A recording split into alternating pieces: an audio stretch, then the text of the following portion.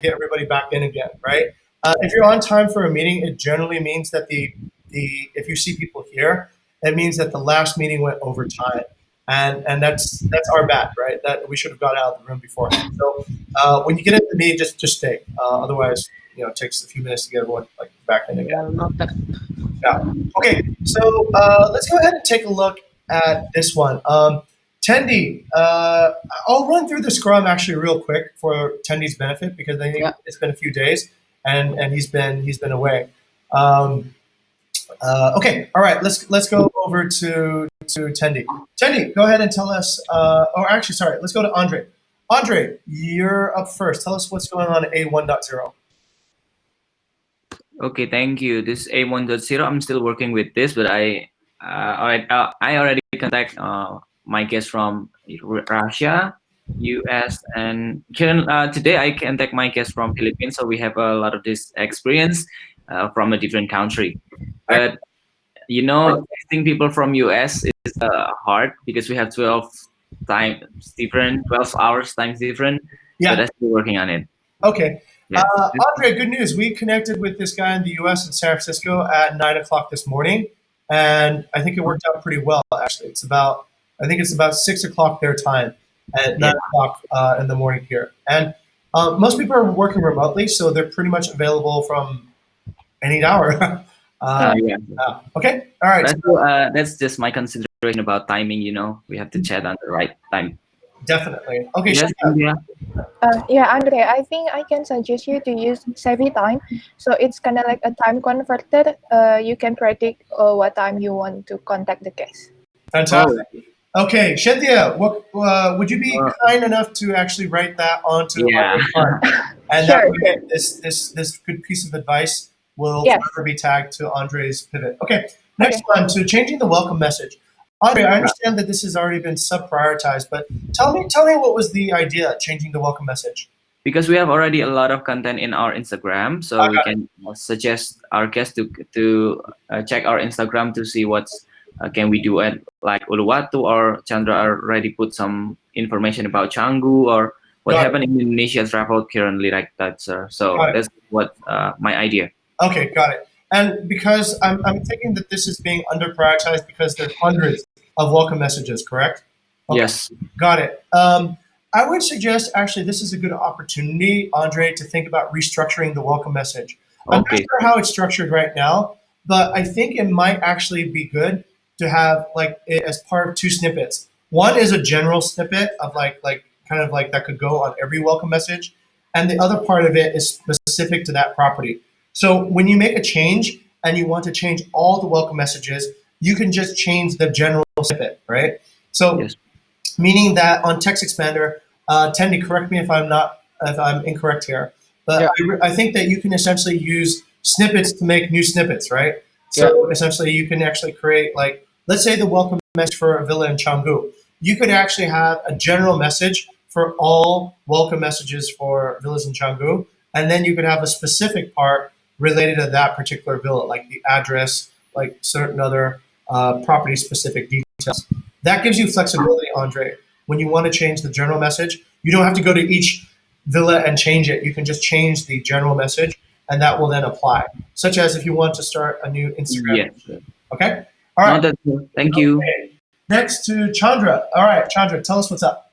Hello, good morning, everyone. So I am actually having a new initiative on guest profiling, which is D1.1. I just got a data from FIDI yesterday related to the inquiries for 4 months back, from January until April. So what I'm going to do for this data is to finding the most inquired properties and its relations with the price range and also the choice of the accommodations.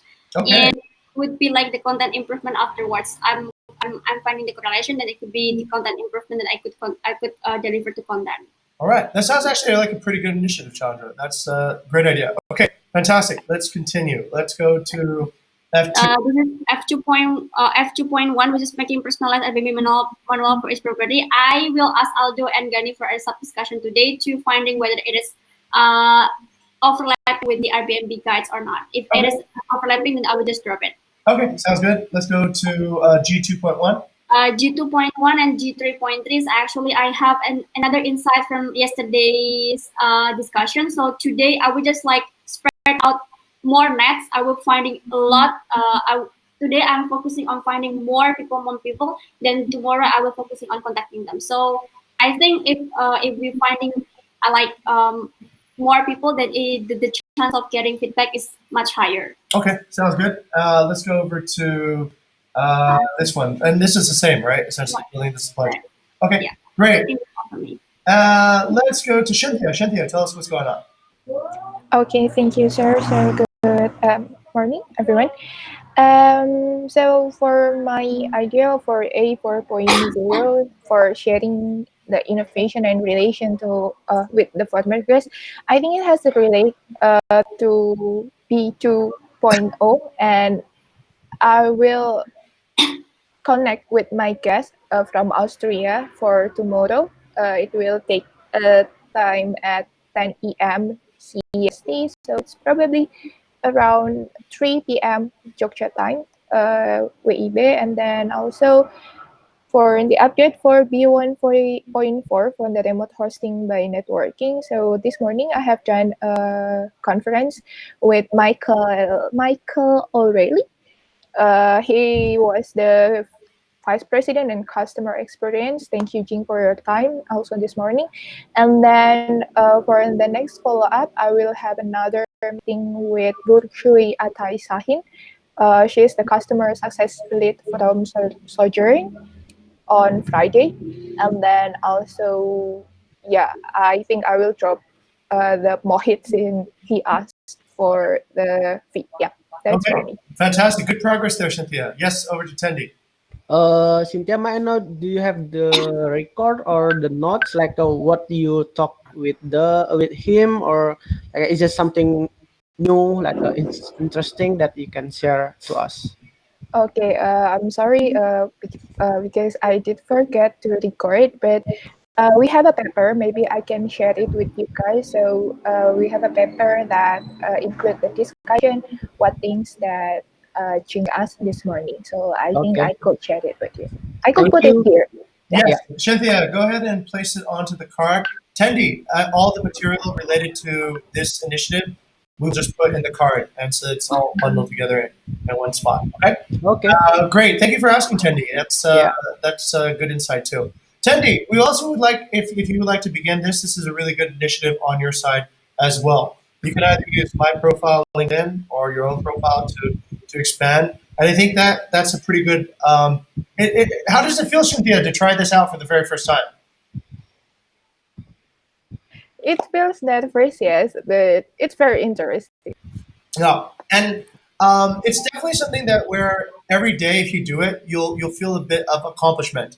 Yeah. Because it's like, hey, look, I was able to do this. I grew my network by one more person, and yeah, go ahead. Yeah, actually, yeah, it really boosts your mood if you were looking or you start stuck on something. I think networking is the best way to wa- to come out from your bored day. I think. Come out from your board day. Yeah, yeah. Since if you don't have any guests to be contacted, then you don't have any interaction or connected with others. Maybe you will feel tired or maybe bored. But I think networking, this thing, really boosts my mood up. To tell you frankly, yeah. And how do you feel now? How's your mood now? Still the excitement from this morning, and yeah, but yeah, a lot of things to be learned, and yeah, Okay. it's so interesting. Okay, great. That's why we've actually taken such an initiative from the HR side to get everybody these skills, because I think it is definitely one of the things that you can look back at the beginning of your day and say, yeah, I accomplished three of these really interesting meetings, and I expanded my network, and I was able to connect to new knowledge sources throughout the day, which is also pretty cool. Okay, all right, great stuff. Let's go to Tendi. Tendi, all right, let's talk about remote super hosting before check-in. Okay, so I had have another video meeting with Milka for the future guest and Despacito. First, she would like to cancel because the flag is closed, right? But Yes. I talked with her, sharing and everything. So he decided to move the dates to 20 August. So she's still our guest, and then she like how us like reach the guest and then like still delecting in this situation. So everything is good, and then IP voting. Maybe you can check the comments. IP voting. So for the future guest, I prefer to use Zoom or Google Hangout. And then for the last minute guest, it's like a booking last minute. It's better use WhatsApp. So because they don't have to install everything in the phone. And then for the next guest, I would like to contact Solin from France and then Paula from Mexico. Actually, I am excited for Paula from Mexico. I would like to know how's the situation in Mexico currently. Fantastic. Yeah. All right. Great stuff. Tendi, actually, you can if you can post some notes on these guest engagements, that would also be super helpful too as well. Like, I put on the in evidence. oh yeah. Okay. Yeah. All right. So there's right there. Okay. Cool. Let's go ahead and take a look and a peek at that real quick. And Tendi, how do you feel after these calls? It's good actually. As we share each other like how it's like, and then what they thinking about the tourism, what in the travel, and is it want to travel in the future or don't want travel in this year and everything. So yeah, more insight from that. Okay, fantastic. Very good. All right. Great. I think this is actually moving our goal forward on this idea of remote super hosting, right? This engagement process is actually so valuable, and this is what I wanted to talk about actually on the weekly initiative. Um, so let's kind of pivot over there, and we'll continue the discussion. So the first thing I want to say is I want to say thank you to everybody who's been really thinking diligently about how to adapt to the new circumstance. And we had a few discussions actually with um, people who do remote working. There was this guy Sean Winters that we spoke with from GitLab yesterday, and he sees it the same way that I think we see it right now. There's going to be a whole industry of hospitality that will be left behind after this whole COVID thing. And what do we mean by that? They're essentially already getting kind of left behind. They're not reaching out. They're not contacting their guests. They're not filming communities. And so their expectation is sort of this expectation of everything should happen offline. There's nothing happening offline. So therefore, I will not be busy. I will close and I will stop business. But what's going to happen, actually, surprisingly, I think, is culture doesn't stop because your business stops. Culture will continue even when you have decided to stop your business, like Kempinski or some of the big Nusa Dua hotels.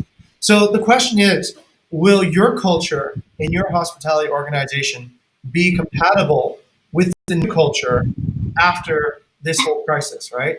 So I think the good part of what we're doing right now with remote super hosting, with these initiatives, is that we are on track by keeping that culture. We're on track with the culture that our guests are using. We're on track with the culture that other more innovative hospitality professionals are using. So this is really good. This means that during this time we're not falling behind, but other companies are falling behind. And this is essentially one of like I guess the greatest Bukit Vista features is that we're really fast and we can agilely adapt. Okay, let's go into the weekly discussion and let's take a look and see if anybody has any topics that they would like to speak about. So generally at the weekly discussion, we have some old business, new business. Does anybody have any old business or new business on the table at the moment? No. So far, sir. Okay. All right. So let's then talk about some research questions. I think one of the biggest questions that we were addressing yesterday, Tendi, was this idea about time management, right? And we were essentially talking about this new work circumstance, and the new work circumstance that I think is particularly difficult for HAR is that HR traditionally relies on work come to you, right? There's guests checking in, there's inquiries coming in, so the work kind of flows in. Then your job in operations is simply just to sort of remove this load as it's coming in every day, to take things from inquiries, make them into bookings, take bookings, make them into check-ins, check-ins into stays into checkouts, right? So there's kind of like this steady flow of work. When we're moving into research and development mode, that part changes a lot. And it's much more project driven and it's much more initiative driven rather than waiting for external inputs. And I think we covered most of that yesterday in that discussion, but just to let Tendi know that that was kind of like a struggle. And it will, I think, continue to be a struggle. Not a struggle, let's call it more like a challenge. It'll continue to be a challenge until I think we develop fluency in this chapter around how to plan projects, how to move towards a project, and how to work with other chapters too as well. All right, let's ask ourselves this: um, Are there any other chapters that you would like to work more closely with to develop, let's say, your own projects? Let's go to Tendi. Tendi, any thoughts on that? Um, yes, I think for the HR mostly we are related to the RM, sir, to the revenue management about the pricing, dealing with the price. Think mostly for to the RM and then and content like fixing the listing if there is like a complaint about the picture or information doesn't match or something. Okay. Okay. All right. Let's go to Andre. Andre, what about your side? Are there any chapters that you like to work more closely with? I would like to go with content and community, I think, sir. Campaign and community. Okay. Content, sir. Oh, content and community. Okay. Yeah. All right. And what do you think? All right. What is the role of content and what is the role of community? I think because by producing something that related to, let's say we have to produce something to our guests, showing something, we have to contact our content to make this or that, or fixing listing, or showing something to our guests is related to content. Yes. And then, you know that community are related how we will affect the guest access machinery to the server. And community are working close with the partner like that, so it also related to us, and I like to choose community or work closely with HAR. Okay. Fantastic. All right. Let's go to Cynthia. Cynthia, any thoughts on your side? For my side, it would be DM, I think, sir. I'm not sure if DM and content is different chapter or not, but I think from my side, it's DM. Okay. All right. And what do you think DM does? Okay, since we're moving digitally, and then I think we will need DM most here for the digital marketing our developing in a digital way. Okay. So yeah. Fantastic. Chandra, let's over to you.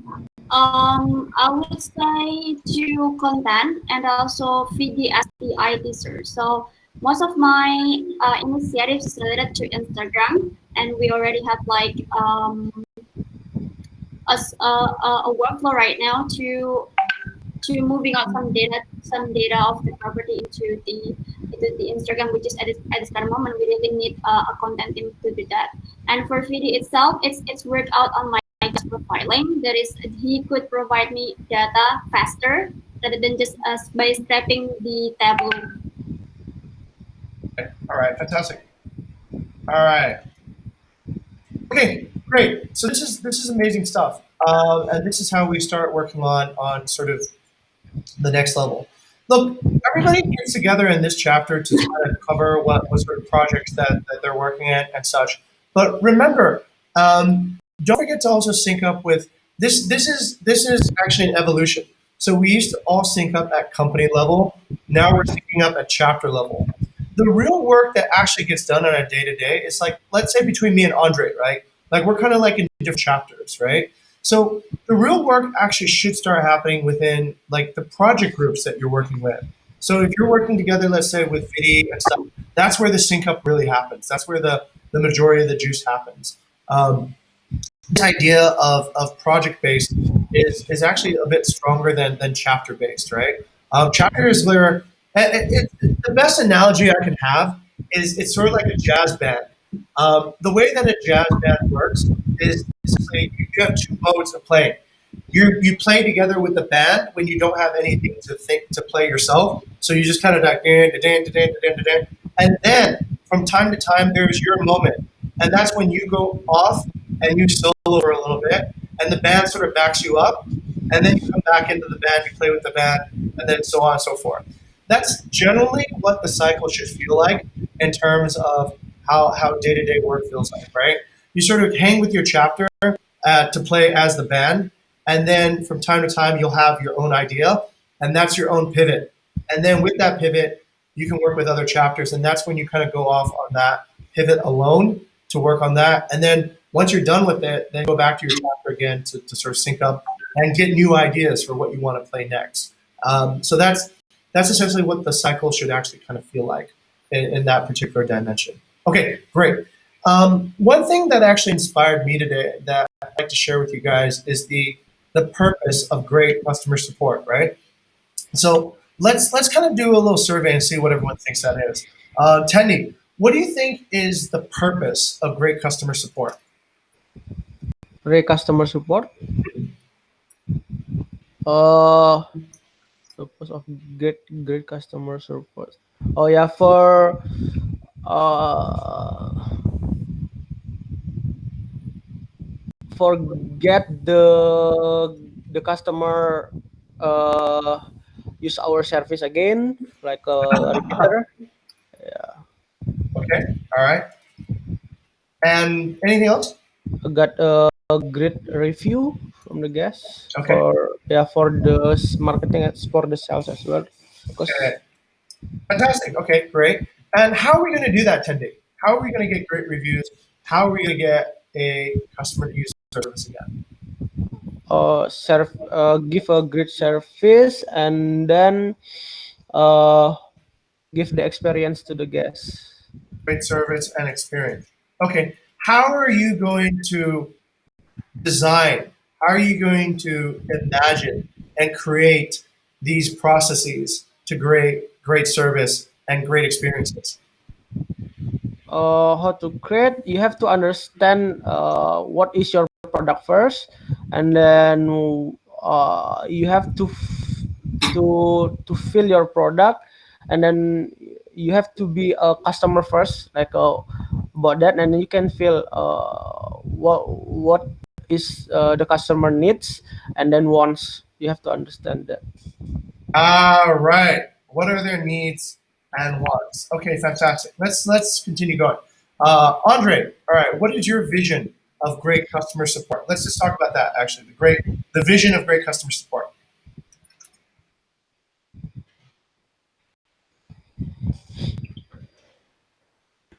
Hello. Yes, sir, Andre. I think being customer support is I was one heard from Booking.com experience that we have to welcome guests home away from home by filling their needs. Sir. Okay, home So, away from home by fulfilling their needs. All right. so it is basically we have to really meet on their expectation by showing our products as realistic as possible as it is. I mean, like if the property is like this, we have to show it like this. If property like that, we have to show it like that. So their expectation will be meet ours. Perfect. The way it really is. Okay. All right. Let's go to look at the Cynthia. Cynthia. Okay. Your thoughts on the vision of great customer service. Okay. For me, we are become the part of the guest journey, and also, uh, what is that? I used to call it with the extra mile service. So maybe we give the extra service to the guests, like we have discussed this morning, like when you go to the Aman, and then we are as a service Mm-hmm. can expect what they want, even they didn't tell us. Okay, that's the key. Anticipate unexpressed needs. Okay, all right, fantastic. All right, Chandra, any thoughts on this? First maybe the customer support vision is for the customer attention, and the secondly is, I think customer support is not only about customers, but it's also about the company, right? So we have to, you know, giving a solution to the guest, but at the same time keeping up the company interest. Okay. Oh wow, wow, good solution. In the best interest of the company. Okay, all right. Interest of the company. All right, that's fantastic. Really good stuff here. Really good stuff. Okay, so let me kind of tie it all together. Um, the insight we learned this morning by talking with Michael O'Reilly, he's the lead of customer support for a company called Eventbrite. I'm sure you guys have heard of this company. They essentially schedule events and ticketing for major events anywhere. So one of the things that he mentioned and that I want to share with everybody is this idea of essentially like, yes, the guest journey. So a lot of times I realize where we fail here at Bukit Vista is essentially we're building something to make our lives easier, right? This idea even of delegating something to Instagram, that is built kind of to make our life easier so that we don't have to answer repeatedly to a guest. We haven't really asked ourselves deeply yet, does that actually make the guest life easier, right? It could be yes in a number of cases. It could be no in a number of cases, right? Let's say they're 70 years old. They probably don't use Instagram. Does that actually make it easier for them? Maybe not, right? So in this particular way, I think this is actually a pretty important step. This is also a step that we traditionally have missed in our community management, right? So we're building these tools, we're sending out this stuff, and we're not actually asking the tool maker to look at the engagement of how the tool user will use it, right? And that has created these insufficiencies, I think, between compatibility between the tools, like bigger, and actually the actual end users of bigger. And that's also not really understanding the guest journey, right? So I think this part is crucial. Understanding what is the guest journey and what does things look like from their perspective is crucial. Now, tying together, let's say, elements together, let me sort of create an umbrella and theme everything under this. Is this idea that Cynthia just expressed of how do you anticipate unexpressed needs? Okay. This has actually a dual functionality. This is really good. This reduces reactive service by promoting proactive actions, and it also makes guests feel more attended to. Okay, think about it this way, guys. Let's say, for example, on our content, okay, we don't put a picture of a bathroom when there's a bathroom. We don't put a label of air conditioning when there's air conditioning. Let's say we don't do any of those nice things that we normally do, right? So it's just three pictures, right?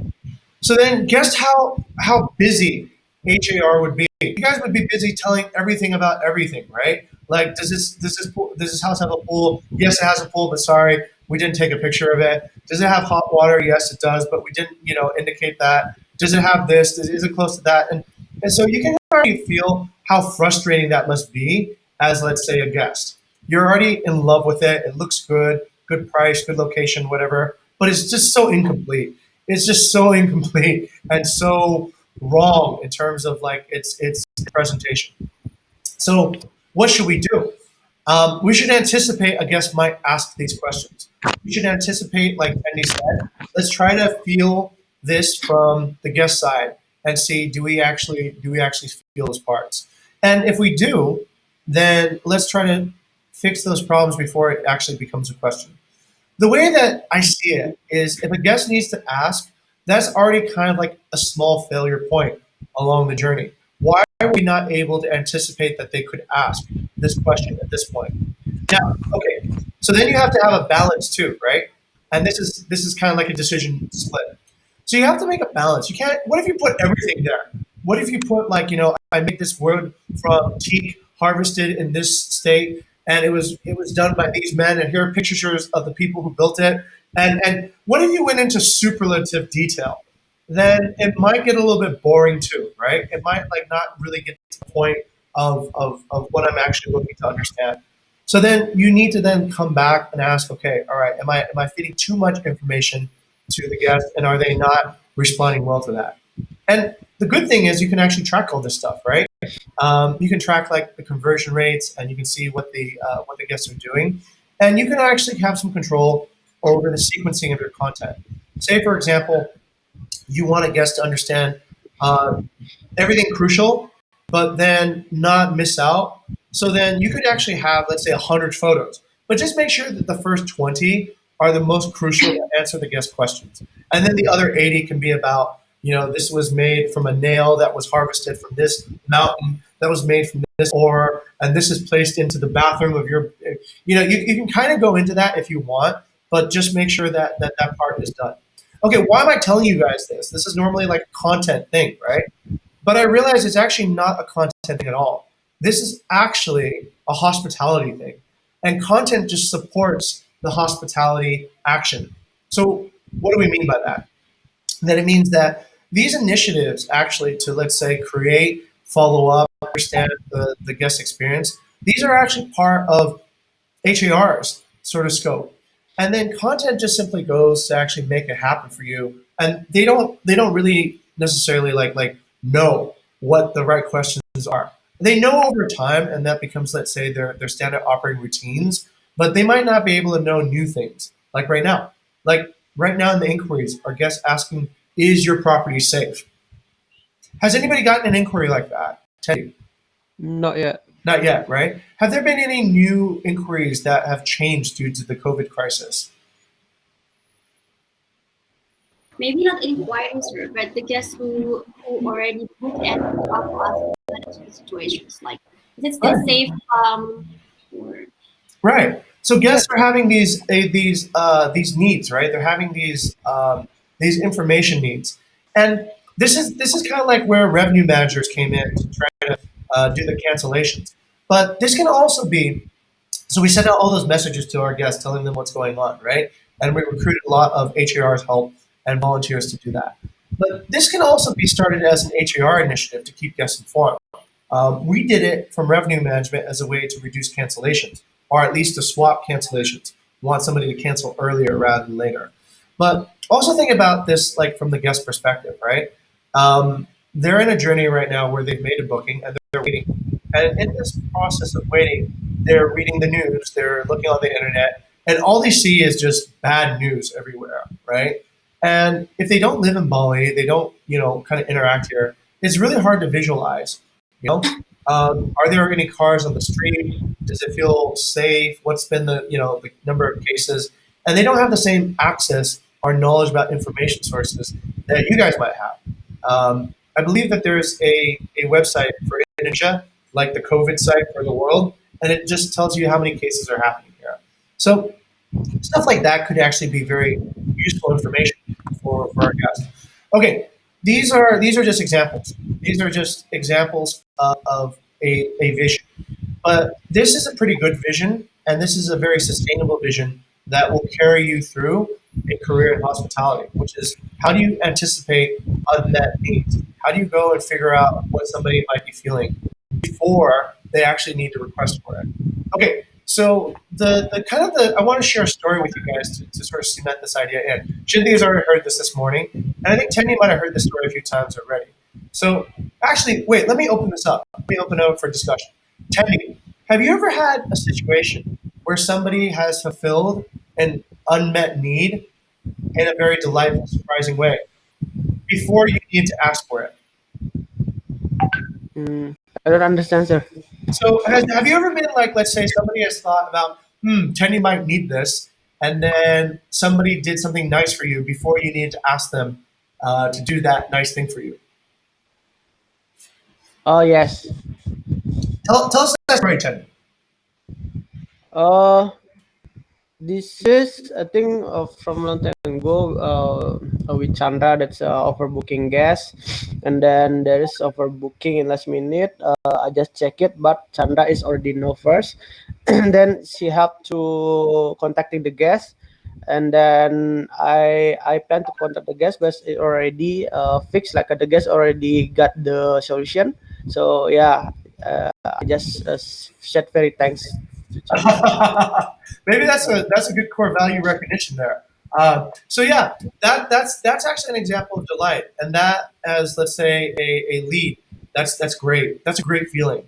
It's a great feeling when somebody has already just taken care of it for you, rather than having to like to do that the whole process yourself. Andre, can you remember a time when somebody has fulfilled an unspoken need for yourself? Is it related to company or not, sir? It can be related to anything. Any time where you've received, like, let's say, service or somebody's anticipated unmet need. Oh yeah. So a long time ago, I was trying to attend a tournament. Is it a game tournament? And I'm not able to buy the slot, sir, to join. I mean to join, but he already put my slot in it before I yeah before I said to him, but he already put me in my slot in the slot, so I able to join the tournament. Who did that for you? The name is Risky, my Risky. friend. Okay, your friend Yeah. Risky put your name into the tournament. All right. So they knew that you wanted to go, and they just Yeah. And at the time I was at the beach, sir, so, and I have no signal like that. They already put me in. And how did that make you feel?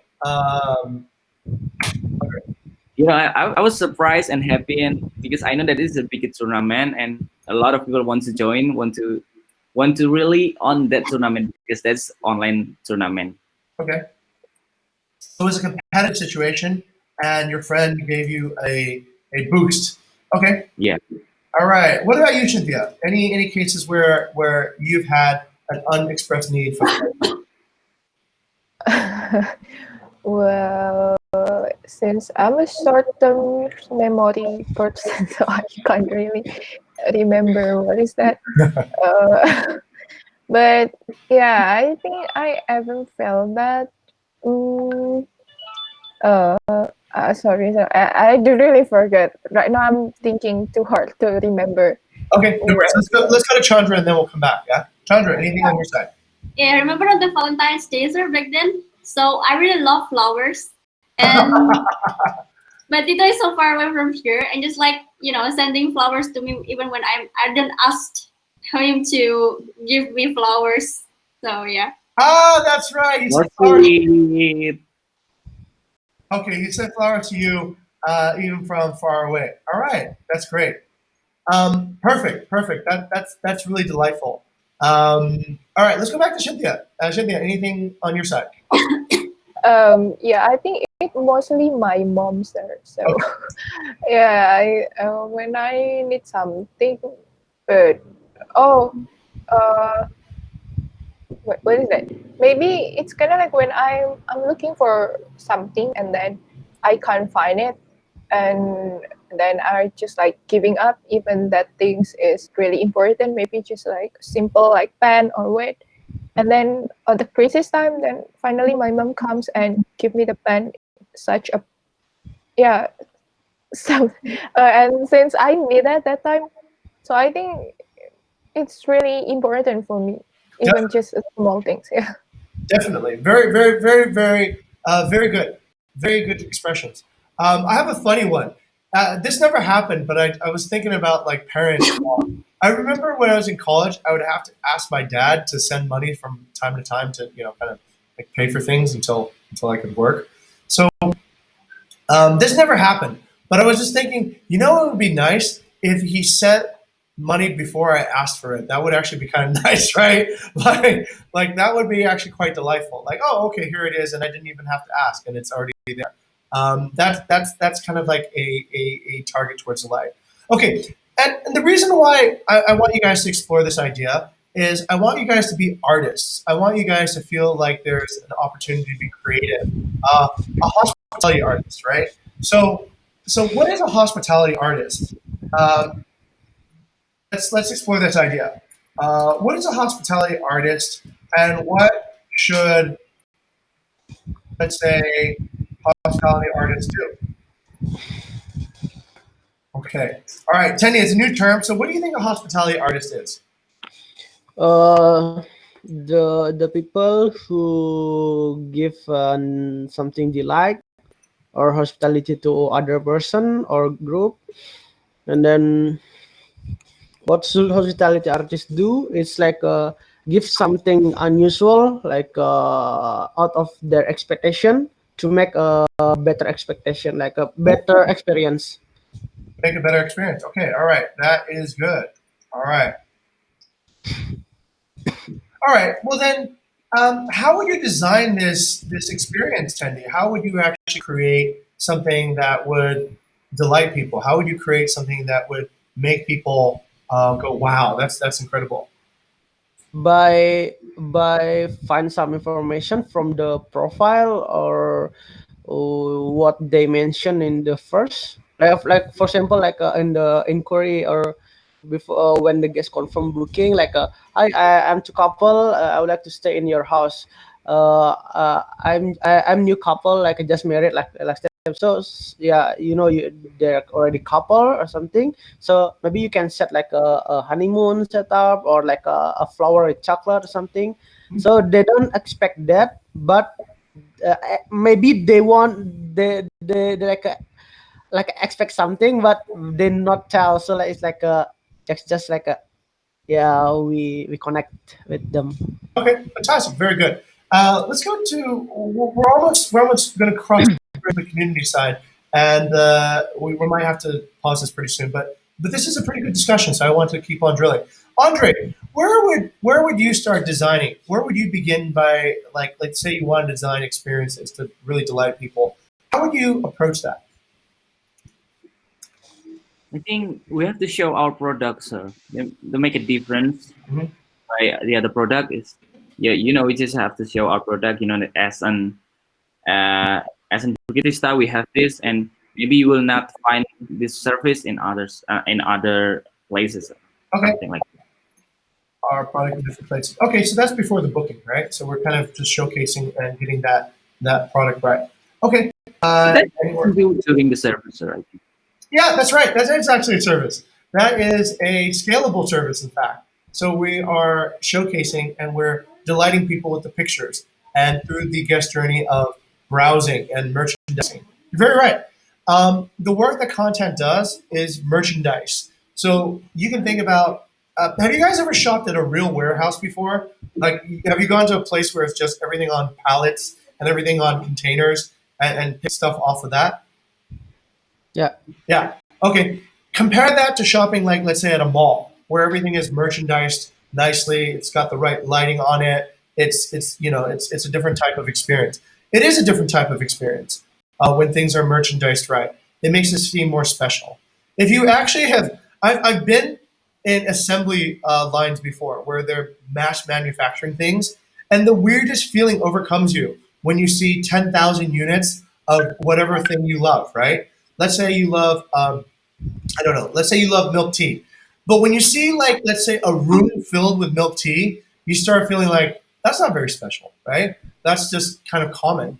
I remember electronics. I used to stand like during electronic manufacture eras, and you would see like 10,000 units of these $5,000 speakerphones. And you would just go like, these look like trash, right? They're just stacked up all the way up from floor to ceiling. There's so many of them. How could it be worth any money at all? It's just so common here. There's so many of them, and that's this idea of merchandising.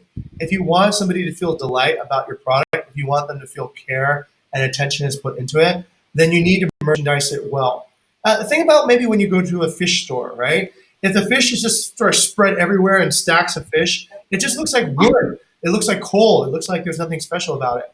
But if it's merchandised just right, light on it, ice, a little bit of fern, some presentation, then it kind of delights you and it makes you start imagining, ooh, how delicious this fish will taste. Okay, all right.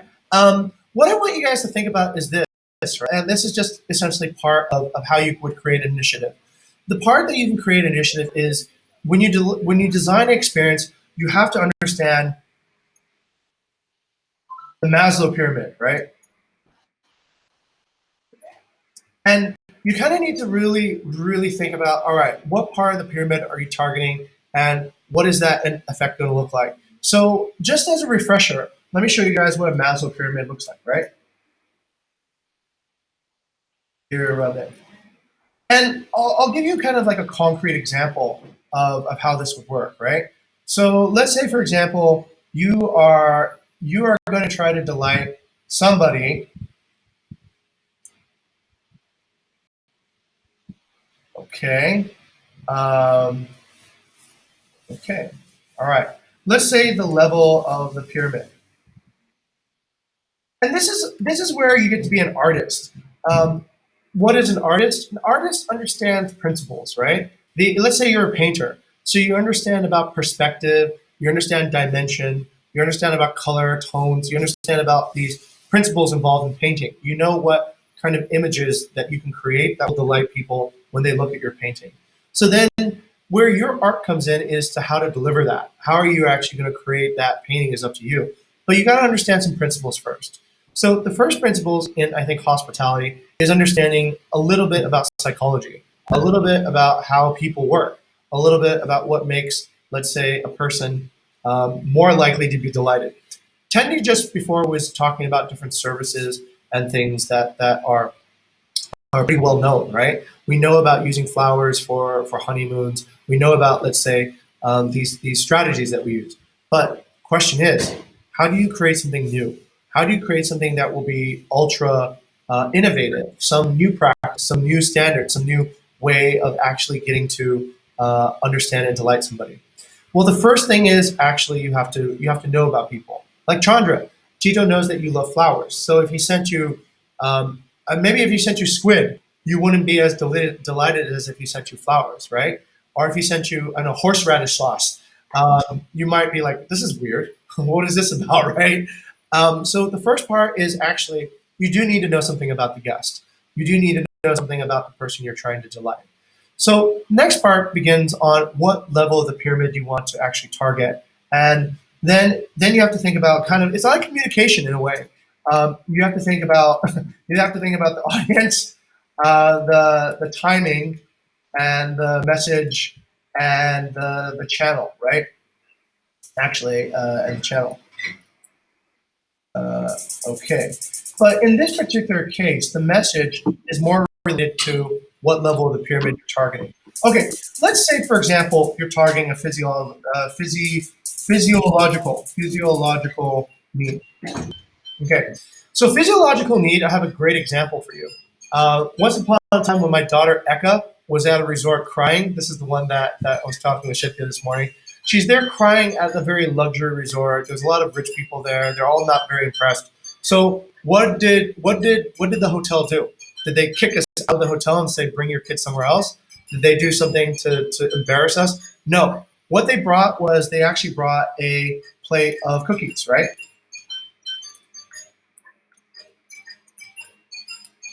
They brought a plate of cookies to a crying child.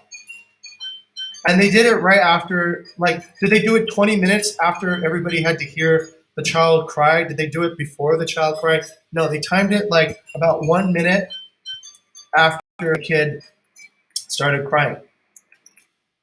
Okay? And then how did they do it? They had a waiter deliver a plate of cookies. Okay, so that's a physiological need, right? That's the kid feeling hungry, feeling feisty, feeling annoyed, and it's because they maybe we didn't feed Eka, I forgot, right? But their physiological need isn't being met, and they're upset about it. And the way that we're going to take care of this is we're going to use some cookies, and they will feel better, right? Let's talk about safety, right? Safety can be many things, many people. Let's say, for example, this person checks in, and this was a fun one we did in the simulation with persuasion negotiation. I think Ara talked about ghosts, right? So this is a person who's afraid of ghosts, right?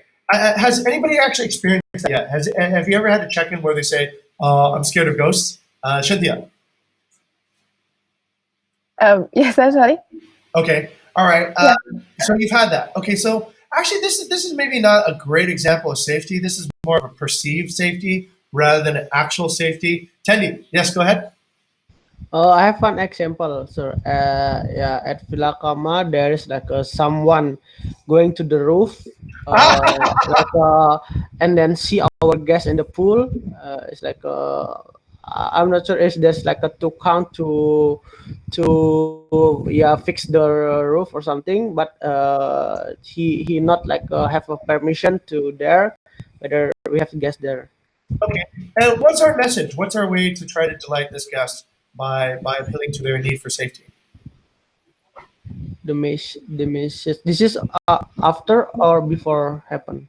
This is what we do, right? So this is Oh, how to be a hospitality artist. Oh, Riyad, I see you here. Like, just give us a few minutes. We'll finish this. Sorry, this is the second time it's happened, but these discussions are actually pretty interesting now. So we'll sort of try to push this back a little bit, right? But okay. So what did you do in that case, Tendi, and was it successful? oh yeah. First, of course, we said apologize first to the guest, apologize, and then I called the on-site team to ask the to like make the permission to the guests first before they do something in the villa, because that's a private villa, not like a guest house that everyone can access. Okay, and was the timing good in that particular case? Uh, the timing, of course, not good, sir, because it's already the guest already upset first, complain, yeah, about that. It should be like a before that the Okay. timing. All right, great. So, what would you do now? Let's think of if you're a hospitality artist. What would you do now to make sure that that doesn't happen anymore? Uh, First, call the guest, and then the staff.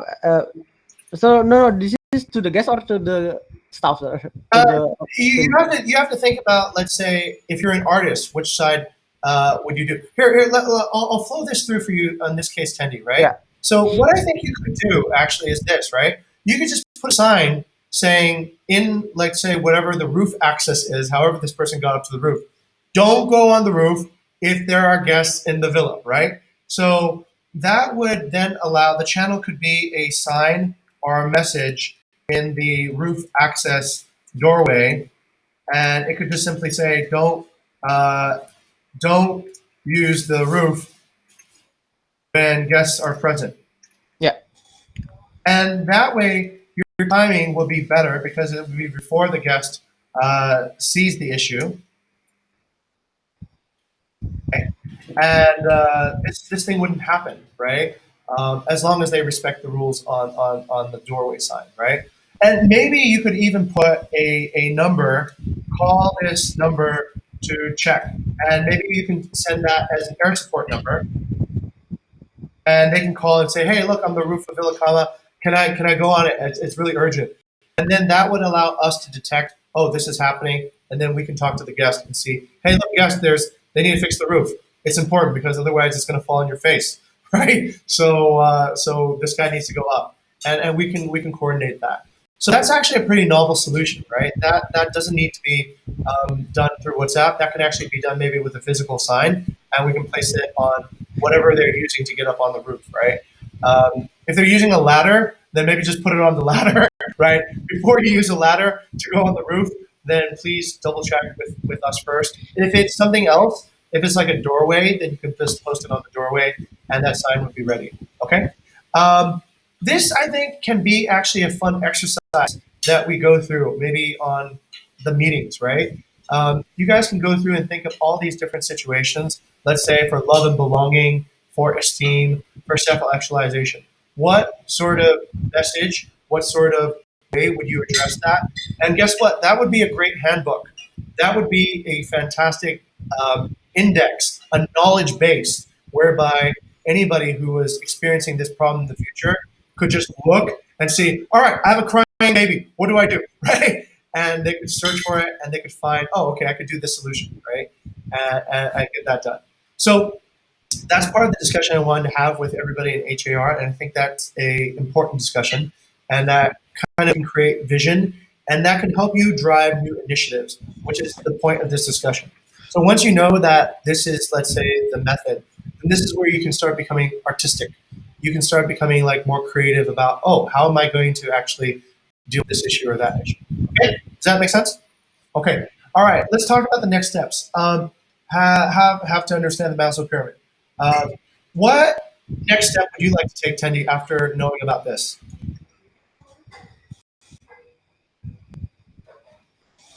Of For the next step after this discussion, Yes, sir. for the next steps, I would like to learn more about the customer service and customer experience, and then like trying to our guests, like a future guests. Okay, fantastic. All right. Candra, any thoughts on your side? Oh, Candra, you muted. I will try to understand more about the Maslow pyramid and how it could be affected our guest experience, and maybe from that we could, create that kind of service level agreement related to how we giving services to the guest. Okay, all right, interesting. And then let's go to Cynthia. Well, speaking of Arpit, I think I would like to more dig about the authenticity of ourselves, so we can keep the hospitality like authentic Yes, from our side. definitely. Hospitality should never be coerced. It should come from the heart. Okay, Andre. Yes, maybe I would like to read more and understand more about Maslow pyramid, and I would like to learn more about. There's actually a psychology of tourism, sir. It is like pre-trip, during trip, and post-trip, and I would like to learn that because that's what's affecting on our guest experience. That's fantastic. Trip and post trip. Yep. Great way to document the journey. Okay, that's pretty much it. Thank you guys very much for coming in today. This has been just a way to activate, I think, new ideas. And that is essentially the point of the weekly initiative meeting. So just kind of get some inspiration, think of like what ideas could actually work, and that way you can get started on some project. Okay, currently the big project right now is what we're going to talk about just right now. I'll go ahead and stop the recording. So thank you, Rihanna, for coming in for this. So